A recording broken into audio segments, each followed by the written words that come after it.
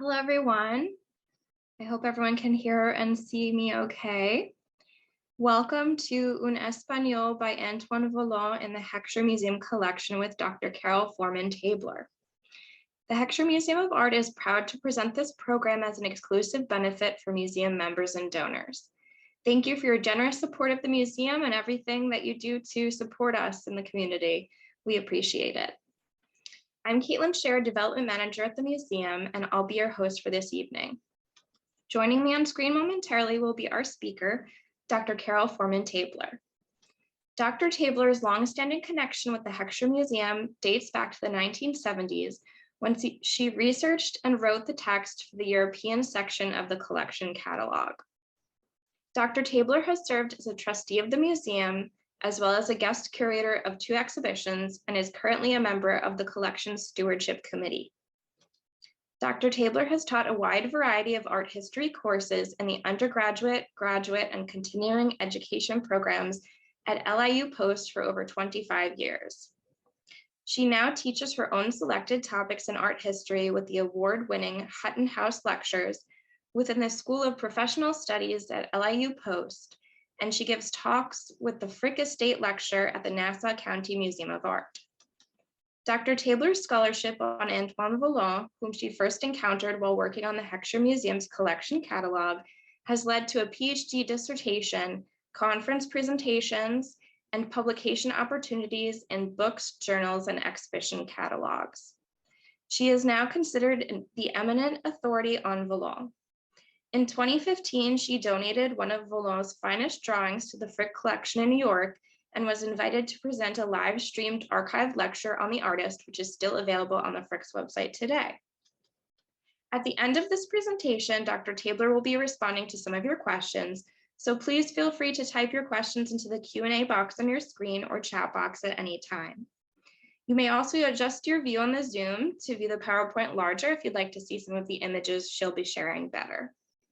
Without any further ado, we'll now hand the program over to Dr. Tabler. I want to thank the Heckscher Museum for inviting me to talk about this amazing painting, which I have lived with for so many years now. And thanks to everyone out there somewhere in cyberspace for coming to hear my virtual talk. I can't see you, but I know you're there. First of all, I want to call your attention to a piece I wrote about this painting found on the museum's website, where it is featured as one of the collection spotlights. This talk will concentrate on looking at the imagery and is intended as an enhancement, not a repetition of the information posted on the website. When he bought this painting, August Heckscher deemed it worthy of hanging in his brand new museum, and it became part of the foundation collection. 50 years ago, when I first laid eyes on it, I had no idea how important it would become in my life. But even at first sight, I knew it was something special. For me, the game-changing moment came on a day in 1977 when the distinguished art historian and Yale University professor, George Hurd Hamilton, who happened to own a still life by Vollon, by the way, was invited by then director Eva Gatling to take a look at the museum's collection. I too had been invited to be there that day. When Dr. Hamilton came upon Vollon's Espagnol, I remember Eva asking him about the idea of mounting an exhibition on Vollon, to which he replied, quote, "It would put the museum on the map," unquote. Eva retired before such an exhibition could take place. But as I look back at it, that single incident marked the beginning of my steady pursuit of research on Vollon to this day.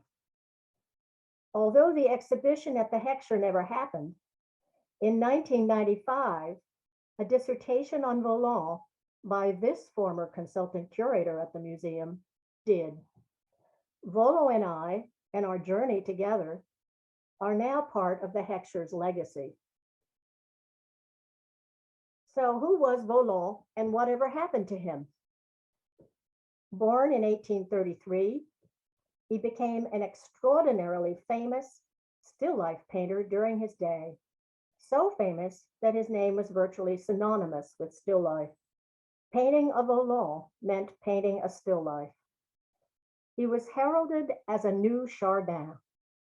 In his own words, Vollon defined himself simply as, quote, a man mad about painting, unquote, having fallen in love with it on his first visit to the museum in Lyon, his native city, when he was a youngster. He was a born painter. He had the gift, as one critic said of him. It was also said of him that if painting did not exist, Vollon would have invented it. And he virtually did, at least his own version of it. Although he had won a prize in printmaking at the École des Beaux-Arts in Lyon, where he studied, he was totally untrained with oil painting and testified that he had learned all he knew from watching a sign painter at work. In 1897, 3 years before his death, he would be elected to the Institut de France, the highest honor. Yet this achievement, unprecedented for a still life painter who had no credentials, didn't prevent his posthumous descent to oblivion. Vollon's chief handicap has been the inability to classify him. He's neither academic nor anti-academic, neither classicist nor romantic, perhaps a realist, but certainly not an impressionist, all the terminology dear to art historians. He was a still life painter who also painted the human figure and was passionate about landscape, the topic of my dissertation. Ironically, his public persona as a still life painter during his lifetime locked this artist of breadth and range into one single category for posterity. His landscapes still remain in a partial state of eclipse, although I hope I can say less so since I've been working on them. But that's another story.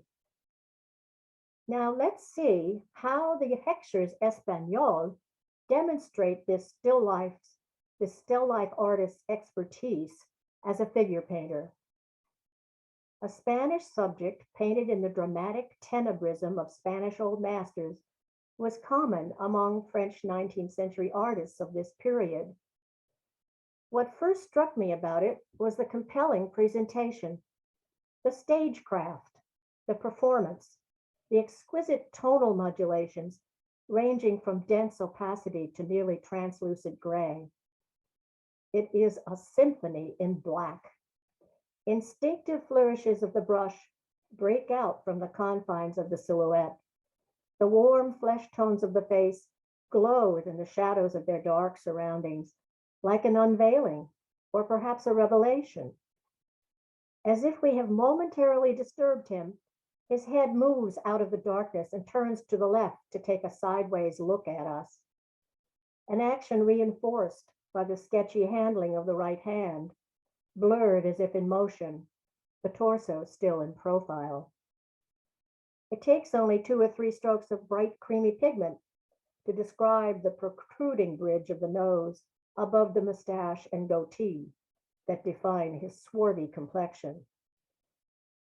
This protagonist has been well cast, consolidated into the essence of Spanish masculinity. His large, deep-set eyes confront us under heavy eyebrows, proud, spirited, and somewhat guarded, his broad-brimmed hat cocked at an angle and draped by a feather. Vollon must have specially picked the right person to pose for him from the readily available models roaming the studios of Paris. Lo and behold, I happened upon the same anonymous model depicted in a painting by a different artist in the Baltimore Museum of Art. This work, dated 1872 and entitled Italian Model, not Spanish, but who knows, is by Carolus Duran, French portrait painter par excellence, and the teacher of John Singer Sargent, probably better known in America as such. Like Vollon's Espagnol, it is not a portrait, but a figural type, painted with substantial layers of pigment, the figure candidly displayed with consistent lighting, cigarette in mouth, caught in a seemingly unposed moment. totally different from the evocativeness of Vollon's more loosely rendered sketch. Now let's take a look at one of those unique still lifes to see if it measures up to the artist's high standards with his so-called specialty. It is a simple basket of pansies, momentarily left somewhere on the ground, certainly not your average tabletop still life. How it grabs our attention. Note that the staging of the composition is much like the museum's painting, the basket of colorful pansies emerging from the nebulous gloaming of brown tones which envelop it. The expressiveness of the flowers is self-evident. They spill over the edge of the basket, their colorful faces yearning for the light, happy and open. The sketchiness of the workmanship brings the arrangement to life, creating a living, breathing still life, anything but dead nature, the translation of nature morte from the French. It is an unstill still life, staged to perfection. Believe it or not, a work like this, despite the evident quality of its workmanship, would not have brought the kind of success Vollon was looking for at the Salon, the annual state-sponsored exhibition, even though it would have been highly marketable in its appeal to the general public. When he arrived in Paris in 1859, Vollon's main ambition was to find a way to pass muster with that Salon jury, notoriously strict and demanding, made up largely of academicians trained at the prestigious École des Beaux-Arts in Paris. The painting of the human figure was the top priority. Still life was at the bottom of the hierarchy of subject matter. We will see how Vollon figured out not only how to gain admission to the Salon, even though his credentials were insufficient, but how to flourish there. He was admitted as early as 1864, only 5 years after his arrival in Paris, and was never refused from then on. 14 years later, in 1878, Vollon was at the peak of his powers when he exhibited an ambitious 6-foot painting entitled Espagnol, now in the Musée d'Orsay in Paris, which you see on the left.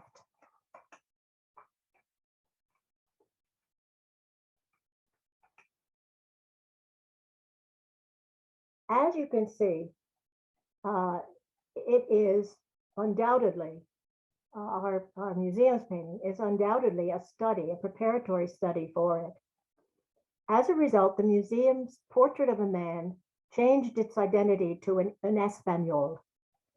We can see how the sketch relates to the grander, more finished, full-length edition of the subject. The meandering outlines of the head silhouette in the sketch are transcribed almost verbatim into the finished, quote unquote, salon painting. Facial features have been appropriately smoothed out. I'm not sure if I can blow this up the way I normally do. So I can't, I don't see any way to do that. I guess that's because I'm not in charge. That's probably the reason. I'm not able to, girl.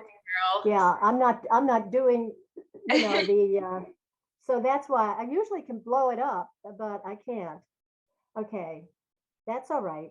You can see, just get up close to your computers.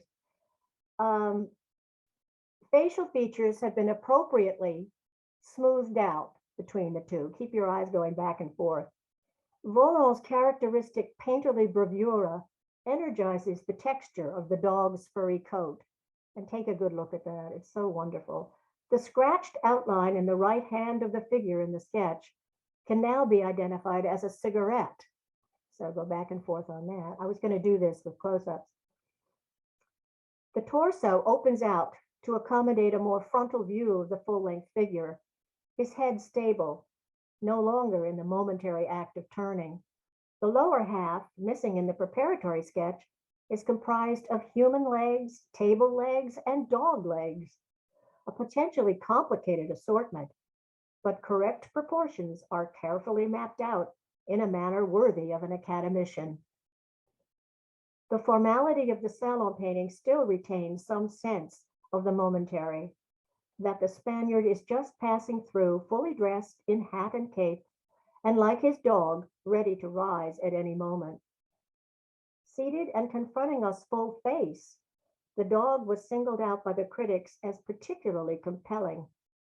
So simpatico with his master that, it was said, it shared his secrets, a dual portrayal of masculine tenacity and virility, both animal and human.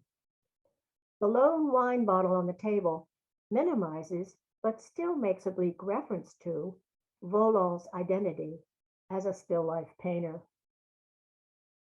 By and large, the critics were overwhelmingly favorable at the time.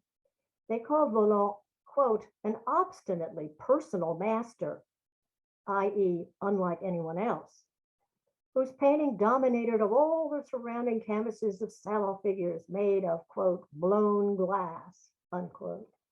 They mostly commented on the astonishing dramatization of the subject. L'Espagnol united all the essential characteristics of a race, all its, quote, elegance and all its aristocratic finesse. It was called, quote, a Goya better drawn, an austere, abstract art existing by itself and for itself. The chief protagonist was cast in multiple roles as a Hidalgo, a Figaro, an Andalusian, a bonhomme, a smuggler from a comic opera, a criminal whose eyes riveted the spectator, an image that lingered in the mind's eye hours after viewing it. Terrible, overwhelming, disquieting, enigmatic, tragic, producing a sensation of implacable remorse, of inflexible resolution, of unfathomable sadness. A black background, a black figure, black clothing, and with all this, extraordinary life and color, said another critic. A clever cartoonist decided it was time to lighten up. The public needed a laugh. This haughty Spaniard deserved to be taken down a peg or two. Here is the character published in Le Journal Amusant, which pokes fun at the painting's pervasive use of black. Charbonnier, a make-believe name derived from the word coal, charbon in French, is burdened with a huge, heavy duffel bag full of objects he has stolen. The bulldog is uglier and meaner. The wine bottle has been given independent status and rendered in black silhouette, a strong reminder of Vollon's identity with still life. The caption translates, even though, quote, even though he would be inclined to say, let us steal, Vollon in French, I would voluntarily give him my business.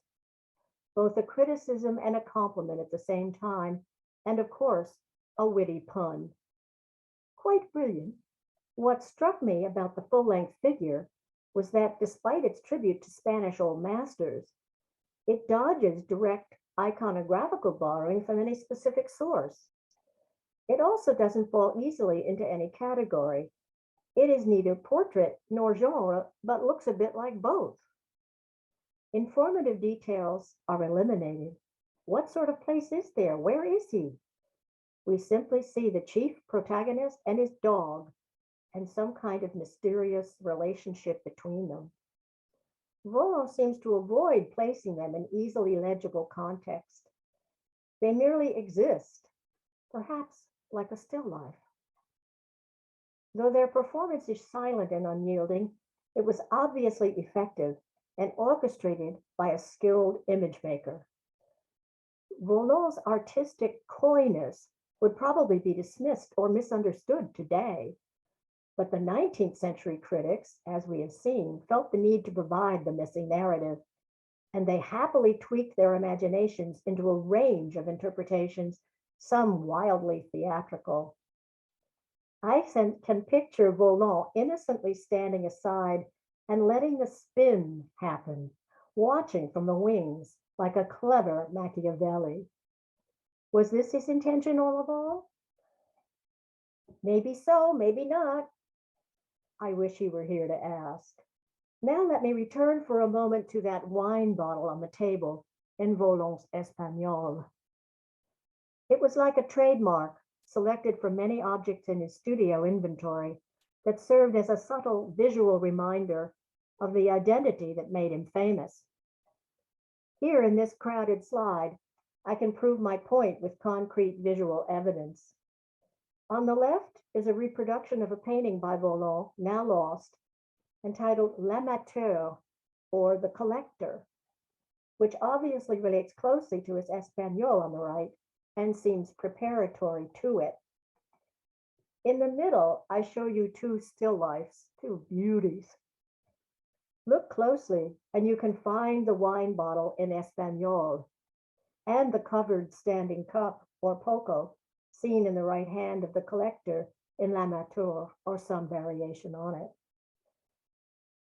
And I wanted to zoom in on the still lifes, but can't. So that was part of my plan. Both of these still lifes are tabletop examples, chosen for their differences. One is a simple kitchen still life, complete with 4 humble objects. The other, a more complicated, elegant assortment of fruit, porcelain, gilded silver, and glass. Based on its shape, color, and size, each object is carefully measured and placed in its optimum position in the arrangement, identifying itself through the expressive vigor of the brushstroke that also identified the painter who painted it. Back to the comparison of the two figure paintings, the smaller Jean Racine on the left seems ordinary, cluttered, and episodic compared to the grandeur of presentation in the Salon painting. It presents the collector in virtually the same pose and attired the same way as the Spaniard, but he has slumped into a casual posture, his legs slightly more spread apart, his left arm brought in closer to the body, the table turned with its end facing us. The collector is momentarily diverted from his contemplation of the cup to look out at us with that now familiar, but here less compelling, glance. There is some armor on the ground next to him, part of his collection. Here, still life has made an indelible contribution to the narrative, which is fully explained. No mystery here. But from this experiment with a fully explicit Jean Racine, Vollon developed his noteworthy Salon painting, with which he could distinguish himself as a true rival of those frequent important exhibitors of the human figure at the Salon, like Jérôme or Bouguereau, just to mention two. The lone wine bottle is all that's left to remind us of his still life identity. Vollon began this rivalry with academicians with his very first figure painting in the Salon, entitled Kitchen Interior, now in a regional museum in Auxerre, France, exhibited in 1864. It serves as a blatant example of still life overkill. The female figure is literally surrounded, if not overwhelmed, by a huge assortment of still life elements, from dead game to pots and pans to edibles lying on the floor. This brazen behavior by still life was unusual, even anti-academic, and its originality was rewarded when an official deemed it worthy of purchase by the state. Vollon modified and reinvented this strategy throughout his career. Ironically, a strategy that locked him into his unshakable identity as one of the greatest of still life painters. Although still lifes were the commodities that earned him a living, at the Salon, he packaged himself deliberately as a still life painter who could not only paint the human figure equally well, but who could elevate still life to the status of the human figure. By the 1870s, Vollon had taught himself how far he could go playing with his strategy. In Espagnol, the figure dominates.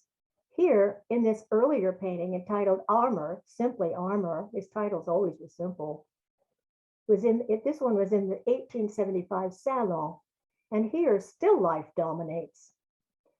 3 suits of armor occupy the entire space of a vertically oriented canvas over 5 feet tall, just to give you an idea of its height. Monumental metallic figures, the two largest resplendent in silver and gold, are seen helmeted in full regalia, becoming metaphors for the human figure. Magisterially, they tower over a young flesh and blood attendant, relegated to the duty of a manservant adjusting a piece of equipment. Inserted as an afterthought, a mere accessory in a painting where still life is king. But without the physical presence of the young man from real life, the image would lose its power to fascinate. In this strange, spaceless realm, dead armor becomes alive in its reincarnation of human anatomy. Unorthodox for a typical salon painting, it could even be described as proto-surrealist. Even Salvador Dali might have loved its daring eccentricity. The reflections and counter-reflections of the convex surfaces of the armor are a testament to the technical skills of their painter. The artist's virtuosic style was described as bewitched. Its uniqueness was duly noted by one of the critics who wrote, quote, "The talent of Monsieur Vollon will remain one of the artistic curiosities of our epoch. He confuses the painters themselves, and in less skeptical times, he would have been accused of using magic," unquote. Although it received mixed reviews from the critics, the French state, in this instance surprisingly liberal in its opinion, purchased it and placed it in the Musée du Luxembourg in Paris, the museum for living artists, from which it was later transferred to today's Musée d'Orsay. In concept and composition, it is unquestionably Vollon's most bizarre salon painting. This out of focus, dingy photograph, for which I apologize, best I could do, will have to suffice to illustrate Vollon's next salon submission in 1876, entitled Femme du Palais à Dieppe, now housed in the Gemeente Museum in The Hague, Holland. Palais was a suburb of Dieppe on the Normandy coast, where Vollon spent several summers from 1873 to 76. He devised the pose of the fisherwoman in near profile with her hand on her hip from his memory of the kitchen maid in his very first salon painting shown earlier.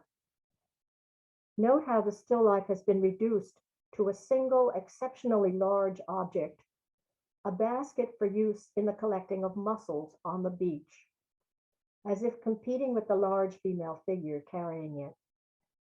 Still life and figure are joined in an unbroken profile, coexisting in a state of mutual accommodation. The conundrum latent in the previous salon painting now gone. The critics were totally euphoric about it. It proved that this still life painter who aspired to paint the human female figure could do it equally well. But the impressionist Edouard Manet didn't let Vollon get away with that. He wittily described the Femme du Palais as, quote, "a basket that walked," unquote, demoting his ambitious colleague to his routine public persona as hopelessly and invariably a still life painter. A cartoonist picked up on a similar idea when he depicted Vollon's fishwife as made out of mussels, a mollusk frequently utilized as an accessory in Vollon's fish still lifes. The message, Vollon has turned her into a still life. Mussels frequently appear in his fish still lifes. Their purplish black shells and elongated shapes chosen as accents in the design. Black pigment was important to Vollon. It was a stable medium around which he could calibrate and manipulate the intensities of his color. The Femme du Palais gives me the perfect excuse to seg my way briefly into one of Vollon's landscapes, the subject of my dissertation, for the end of my talk. Here, the buxom young fishwife striding the beach in his salon painting has been transformed into a smaller, and I might add, well-covered figure in the foreground, crouched on top of her basket now, rather than carrying it, and wearing a similar white kerchief on her head. It was painted in the same year as his Femme du Palais, during the same sojourn in Dieppe, where he worked during the summer of 1876. Much of this landscape, entitled Le Petit Port de Dieppe, was painted plein air, impromptu, in front of the perfect motif. Vollon invites us to share his experience, to walk along that beach, refreshed by the sea breeze. This is how it looked on that day, at that time. We are captivated. At lower right, a portion of the beach scoured by a stiff brush, its bristles still visible in the impasto, mimics the texture of sand washed by the surf. Various boats, some seen only as fragments, are scattered haphazardly around the area. Foreground and background are neatly defined by a diagonal that draws the line between near and on the left and far on the right. Buoyant clouds and occasional radiant blues fill 2/3 of the upper portion of the picture space, which is square in format rather than the typical horizontal alignment for landscapes. This allows the top of the tall mast of the imposing fishing boat in front of us to rise and mysteriously transmute into one of the white clouds above. As we've so often seen in Vollon's work, the presentation, the performance of the subject, be it still life, figure, or landscape, is paramount. Next, please. And so we have come full circle back to the Heckscher Spaniard. It should come as no surprise to us, now that we have become familiar with him, that the stately fishing boat, obviously the chief protagonist in the landscape, is so strongly attired in deepest black. That's the end of my talk. Now I'm ready for questions. I see some are coming in. Yes. Okay, Caitlin, there you are. Yes, here I am. Thank you so There much, you are. Dr. This was such a wonderful talk. And yes, we do have some questions, so let's take an opportunity to answer some of them. Please. Great. So the first question is, can you speak a little bit more about Vollon's training as an artist? Well, he was a printmaker. He was trained. That's the only training he had. He was trained as a printmaker and did a few etchings. This was in the École des Beaux-Arts in Lyon, where he was born. And those etchings were published, quite a few of them, in Lyonnais reviews. But when he got to Paris, all of that left. He joined the Society of Etchers in 1862 when he first got there, but did a very, very small amount of etchings from then on. Painting was his passion, undoubtedly. So no training in painting, as I said. He saw a sign painter at work, and that's it. It's incredible. He taught himself, really, which I think was to his benefit, because he didn't try to imitate in the way he painted so much. The way he painted just evolved from him. And so it wasn't like he was formally trained in such a way that he had to be an academic. He could be slightly different. And when he tweaked it like that, it made him exceptional. It made him different. And that difference was what caused people to notice him, and particularly the salon jury, I think, even though he wasn't an academician and never could have been, even interpreted as an academician. Excellent. Our next question is, was it common for cartoons to be made after salon paintings? Yes, it was. And They're very wonderful. They really are. And I began my master's degree or I ended it with a thesis on Daumier. So I really do appreciate caricature. And it really is a study that needs a lot more study, I think, and very much worthy of study. But yes, there were many. That was really fun for the cartoonists. It was like, a roast, what we would call a roast today, and especially poke fun on somebody successful, right? That would have been the most fun. Don't pick on the underdog, right? Let's see, one other question we have. You mentioned finding the same model used for Un Espagnol in the other painting that you showed earlier. How did you go about comparing paintings to find similarities like this in your research? Oh, that's a big subject. And one of the problems I had even creating this lecture was to pare it down, given all the information of 40 years of studying him. I guess maybe it's 50 years of studying him. So you haven't gotten, you're just at the basic beginning of understanding. But yeah, I mean, you discover in auction catalogs, through dealers, I accumulated imagery and photographs. I went to Paris and London every year in the 1980s and collected all sorts of information about him. I've been to the Archives de Paris. I've been all over Paris, really, hunting him down.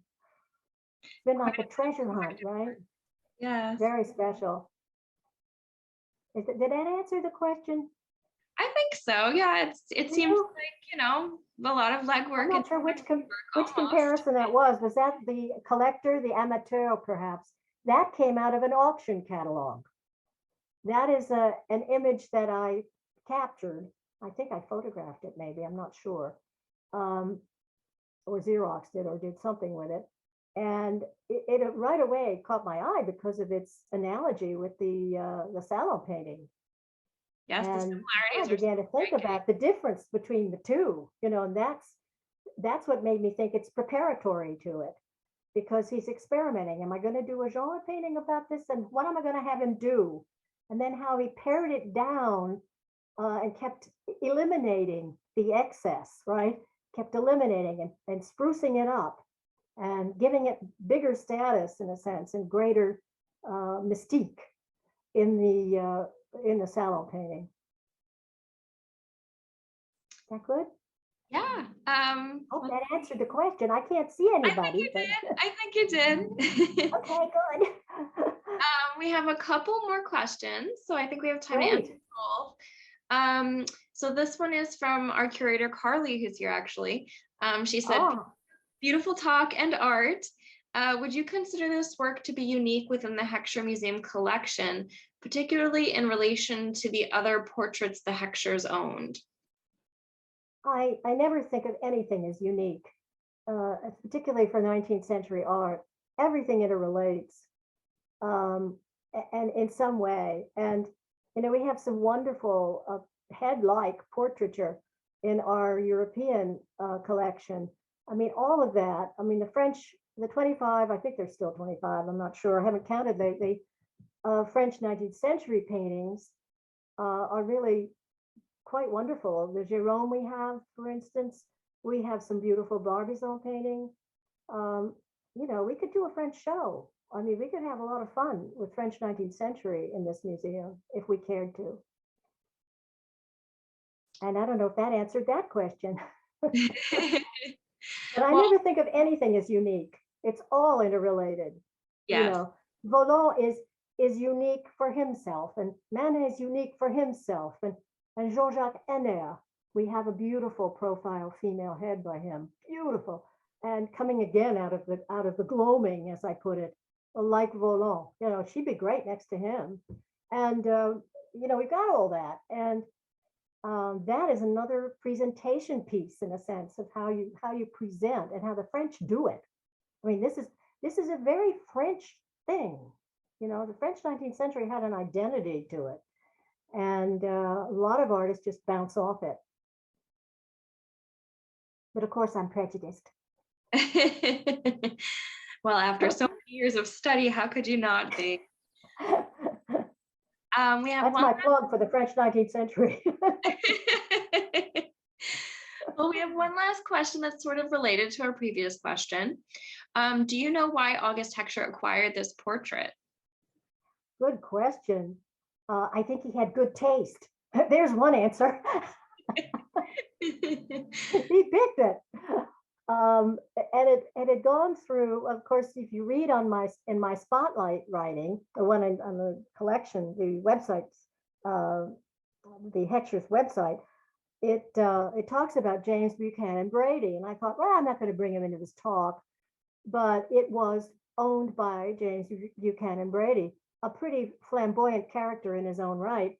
And I guess he must have liked it too for its, its interesting presentation, its performance. And maybe Brady was trying to be like him, who knows? But anyway, that's an interesting piece of provenance. And soon thereafter, I'm not sure which gallery Heckscher bought it from, but it was in a gallery rather than in an auction that he bought it. It was very close to just been in, I think 1918 was the Brady auction, and then it was bought by a dealer. So I think Heckscher really did look around in New York City in those dealers, and he was helped by dealers in his choices. Well, great. I think that ends I think that answers the question. Yeah. Answers the question. Okay, well, I think that's all the questions we have time for today. But once again, thank you so much, Carol, for sharing your time and your expertise with us. Thank you everyone who attended and stayed to ask questions and participated this evening. As a reminder, Dr. Tabler mentioned her article on our website. You can view that article on heckscher.org. And you can also learn more about Antoine Vollon's Un Espagnol and the other works in the Heckscher Museum collection by visiting our website. You'll see there's a tab that says collection, and you can go through there and find out all the information you'd like. Thank you so much for attending. Goodbye, everyone. Stay well. Thank you, everyone, for coming. Take care. Bye-bye. Bye-bye.